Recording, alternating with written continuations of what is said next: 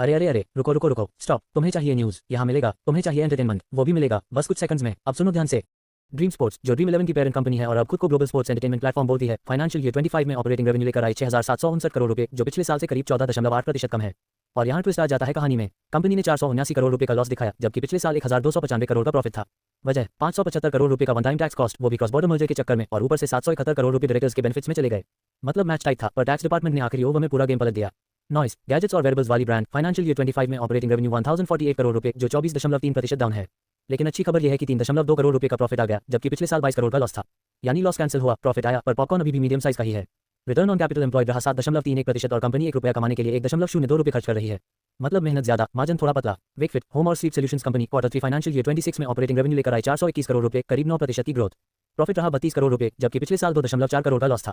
यानी मैट्रेस ने सिर्फ कस्टमर्स को नहीं, कंपनी को भी सुला दिया टेंशन फ्री नींद में। 9 मंथ पीरियड में रेवेन्यू रहा 1,145 करोड़ रुपए, 18% की ग्रोथ। नाइका ऑनलाइन ब्यूटी और fashion platform Q3 financial year 26 में ऑपरेटिंग रेवेन्यू दिखाती है 2,873 करोड़ रुपए, 26.7% ऊपर।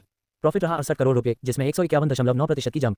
मतलब लिपस्टिक के साथ नंबर्स भी चमक रहे हैं। 9 मंथ पीरियड में रेवेन्यू 7,374 करोड़ रुपए रहा, करीब 25% की ग्रोथ। सच में ग्लो अप चल रहा है। फिजिक्स वाला attack brand Q3 financial year 26 में ऑपरेटिंग रेवेन्यू लेकर आया 1,082 करोड़ रुपए, 34% की ग्रोथ। प्रॉफिट रहा 102 करोड़ रुपए, 33% ऊपर। यानी सिर्फ स्टूडेंट्स ही नहीं, कंपनी भी एग्जाम में डिस्टिंक्शन ला रही है। 9 मंथ पीरियड में रेवेन्यू 2,981 करोड़ रुपए रहा, 31% की ग्रोथ।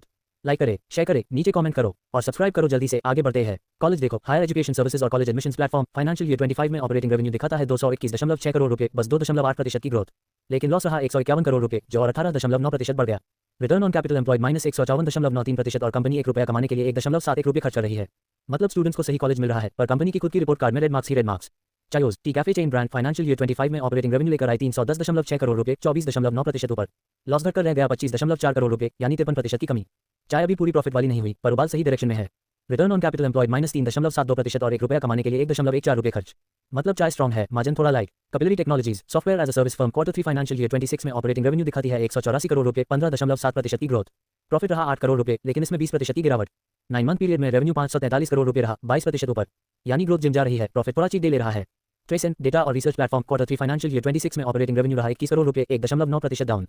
लॉस हुआ 81 लाख रुपए का, जबकि पिछले साल 1.42 करोड़ का प्रॉफिट था। 9 मंथ पीरियड में रेवेन्यू 63.3 करोड़ रुपए और लॉस 5.25 करोड़ रुपए का, जो 2.6 गुना बढ़ गया। वजह 5.6 करोड़ रुपए का डेफर्ड टैक्स। मतलब डेटा साफ था, लेकिन टैक्स ने पूरी स्प्रेडशीट उलट दी।